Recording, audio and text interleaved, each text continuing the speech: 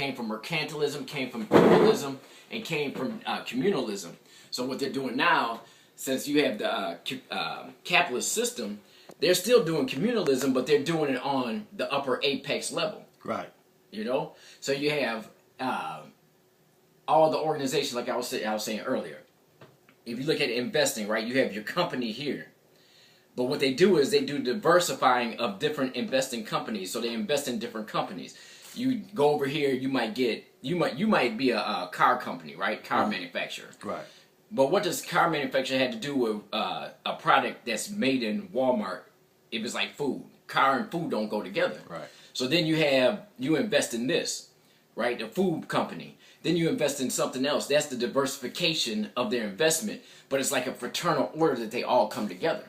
You see what I'm saying? Right. So since when you see that type of shit, it's like, yo, it's a system. It's still a communal system. They're just not doing it on the foundation level. They're doing it on the apex level. You know, what we call the capstone. Right.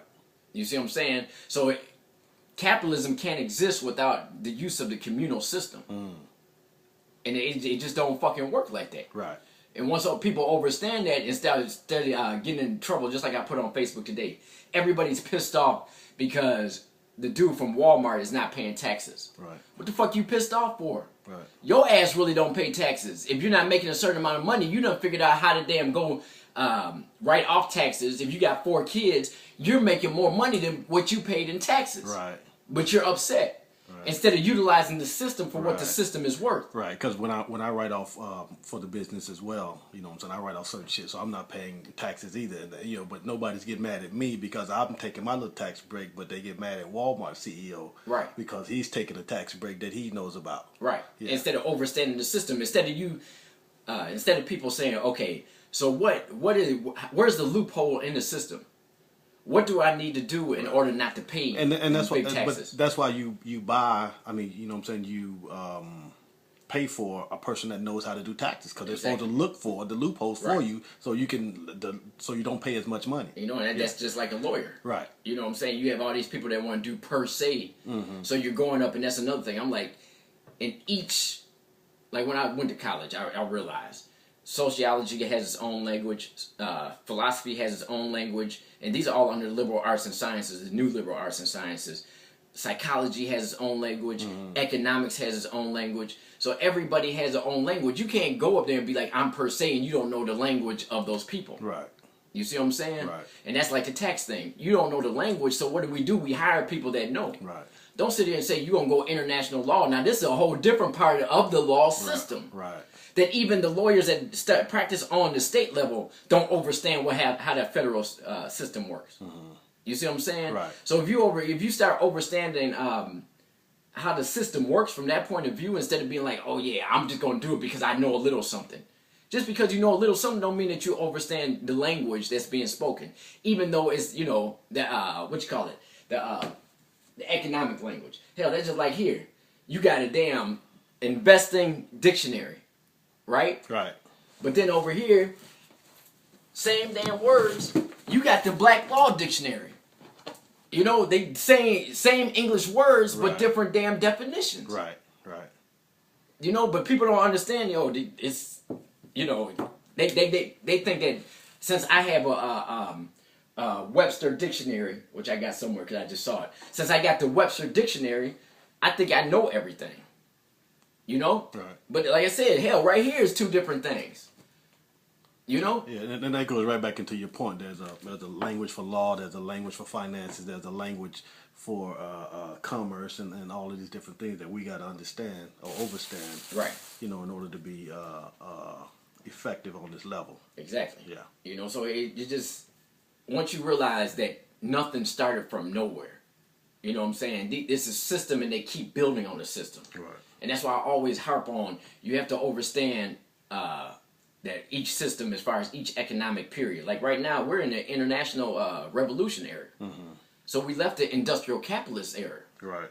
So we're in a whole different era. And think about it, the damn Europeans, they're so unstable as far as that. They went through what, 1, 2, 3, at least 5 different economic systems within the past, 500 years? 500 years. So roughly every 100 years, a new system arises. So how do they do it now? We tabooed the concept of globalism so much, right? Globalization. Right. They turned around and they made a whole nother damn name for it. International revolution. It's not the industrial revolution anymore. Right. You know? And international trade is still globalism, though. Exactly. Right. You know, but since we damn don't realize it and we hear somebody talk about globalization, we're going to be like, oh, they the devil. Right. No, fool, this is an economic thing. Right. And it is a new world order. I mean, if everybody's saying that the Aquarian Age is bringing in a new order of things, then if Aquarian Age is bringing in a new order, then it's bringing in a new order. Right. You know what I mean? Like I was just reading yesterday how Russia and North Korea are about to start selling to one another without the dollar. So it's like everybody's going global, everybody's going international trade, everybody's going this one world order. Well, okay, so what's your problem with it? Right. If you're a part of the game, you don't have a problem with it. If you're outside of the game, you have every problem with it because your ass is not getting anything in it. Right. Yeah. And you know they propaganda, so they telling you something's wrong with it. But hell, think about it. If we go back like to the Islamic, when the Muslims were really running stuff in Mecca, right? Mm-hmm. That was the trading post. Right. That's where the Knights Templar of Freemasonry went and traded and learned the system and was able to take it back to Europe. And that's when the switch happened from their feudal system, the lords and the kings and all that. Right. And they switched it to the mercantilists. The merchants were like, hold on. Just because you're a noble and you're a king, you're really nobody. Because now, okay, I'm going to do the banking. So the Knights Templars of, the so-called Freemasons, the original ones, end up getting control of the economic system. So then that's where you see the switch from the feudalist system to the mercantile system. Okay.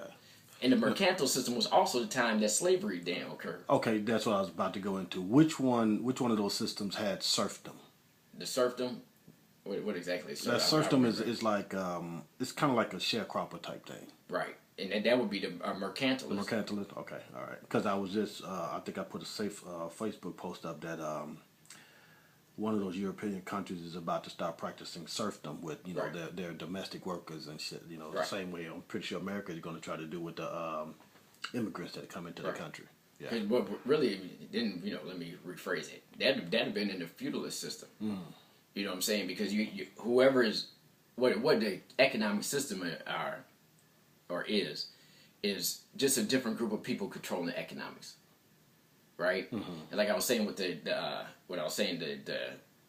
Muslims when I started that conversation, and it was a trading thing, they didn't trade money. Everybody's confused about this gold thing, mm-hmm. And they romanticized Musa, what's his name? Mansa Musa right. took and had all this gold, and he bankrupted every country. Right. If you're not on the gold system, right. that's not even logical. Right. If you're not on the gold system, what made it? How can you bankrupt somebody? And I'm not using gold. Right. I want food. Because Europeans didn't have gold back then. I want food. Right. I want blankets. Right. Clothing. And it was a whole different system, right? And so, like I was saying, when I did the research, I was like, yo, the gold system didn't come in until the Europeans were introduced by the Moors, right, into the trade system. Right. And so the China was the most dominant, group mm-hmm. of the sea trade. Right. And the only thing that the Europeans had to trade was wine and wool. Right. I don't know if you ever had wool before, but like in the military, we had those wool blankets that we had to lay on. Yeah, them green joints. Yeah. And the mud, it's like hell. Yeah, so they did. So the Chinese were like, yo, we don't want that. So what can we trade with you? Gold.